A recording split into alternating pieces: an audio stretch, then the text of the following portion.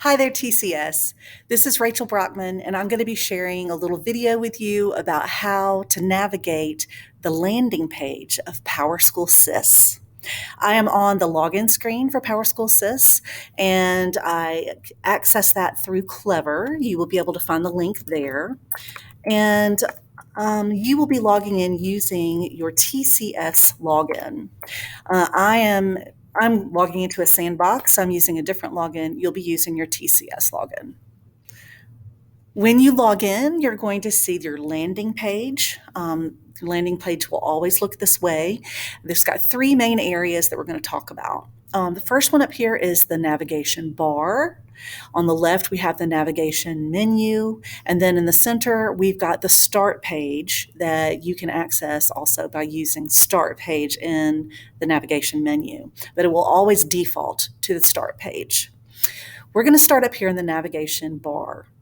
On the left-hand side is the PowerSchool logo, and you need to know that whenever you are in PowerSchool, any of PowerSchool's products, and you click on the PowerSchool SIS logo, it is going to take you back to this landing page. So if you're in PowerSchool SIS, if you are in PowerTeacher Pro, any of their products, and you click on this logo, it's going to take you back to this page right here. So just know that. This is probably a good moment to stop and talk about vocabulary just a little bit too. PowerSchool SIS and PowerTeacher Pro are the two main programs that most teachers are going to be using. PowerSchool SIS is kind of a school view of student information. So our attendance is going to happen there. Student demographics are going to be in there.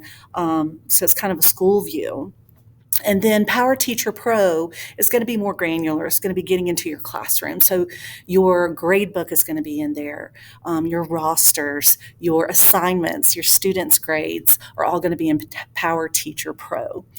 So just kind of get used to those two terms. All right. Back up in the navigation bar, we have some icons on the right. The first one is kind of an alert. It's a security alert. And if you click on it, you'll see the last time that you logged in. You will also see if someone has tried to log in using your login, but got the password incorrect.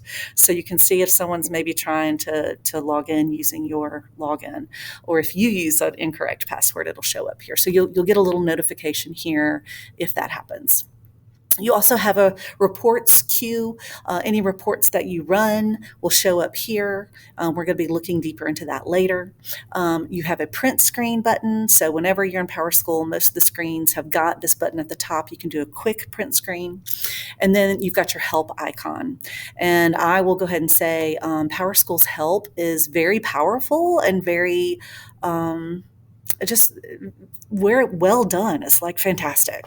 If you have a topic that you can't remember how to do that thing in PowerSchool, you come here, you can search for that topic by name. They've got it very well organized on the left-hand side. If you forgot how to take attendance, using your seating chart shows you how to do that, or some hot topics on their main screen. So take advantage of their help if you run into any problems. And then on the far right is the icon for your profile. And if you click on that, you can manage your profile and you can sign out. And this button right here is super important. Whenever you're done looking at data inside PowerSchool SIS, you want to be sure to click on sign out so that other people can't see that data. So just make good use of that little button right there. On the left-hand side, we see our navigation menu. And in that menu, the first thing we see is PowerTeacher Pro, and we will have videos to help you go into PowerTeacher Pro and set up your gradebook. We've got the start page, which we're looking at right now. Your start page is going to look different depending on what type of teacher you are. So the start page we're looking at now is for a self-contained elementary teacher. That teacher has a homeroom, and that teacher has all the different content areas that they teach in their one classroom. If you are departmentalized, you'll have your homeroom, and you might have multiple instances of the content that you teach. So if you have 2 classes that you teach math and 2 classes that you teach science, you'll see math, and science. If you are a specialist, like an art teacher or PE teacher, you will see a different instance for every single class period that you see throughout the day. So just know that yours is going to be unique depending on your role in the school. Next, we have daily bulletin. It's kind of up to our administrators as to whether or not we're going to use this feature inside PowerSchool. They can push out announcements each morning if they have something that just faculty needs to know. If that's a feature that our administrators are going to use, we need to be in the habit of looking at that every single day. If they're not going to use it, you don't have to worry about clicking on it. So just check with your administrator about whether or not they're going to use that feature. Next, we have got schedule. It's just for elementary, just a very rough layout of what your schedule is. We all know that, especially self-contained, a lot of our content kind of overlaps, but it's just a very general view of what your schedule looks. Your more specific schedule is going to be hanging in your classroom.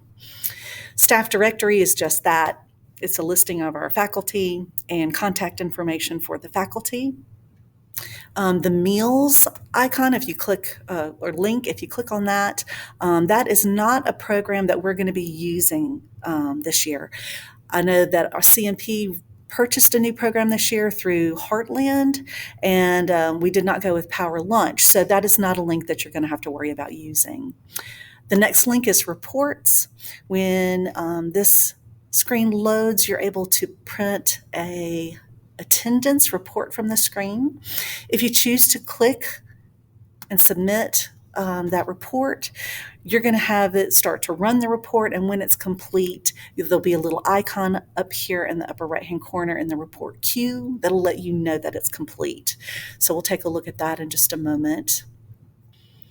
So here you see that we kicked off the report, that the report is running, but that it has not completed yet. So again, right up here is where we'll see the notification. We'll see a little check mark when that report is complete. The last option down here is recommendations. This is an area that we can use, and we want to talk to our administrators about how we might want to use this, or if we do want to use it, that we can recommend students for different programs or advanced coursework or clubs. So down here at the bottom, you see a couple of recommendations that I created earlier this morning.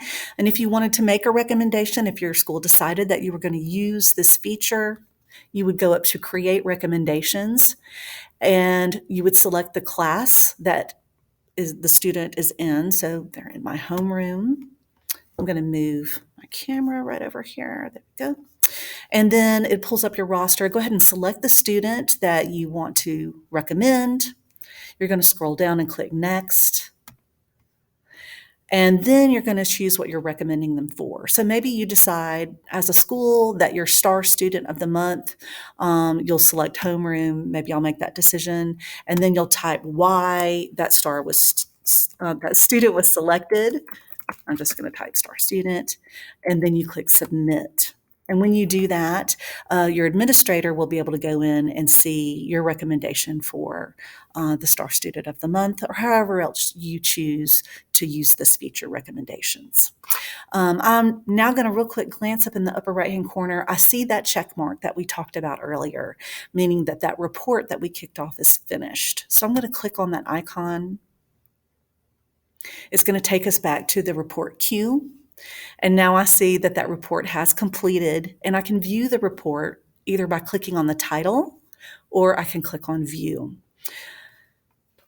So now that we have gone over basic navigation for most of the landing page, why don't you take a few moments, you log in to PowerSchool SIS and play around with some of these features for your roster, for your classes that you're going to be teaching this year.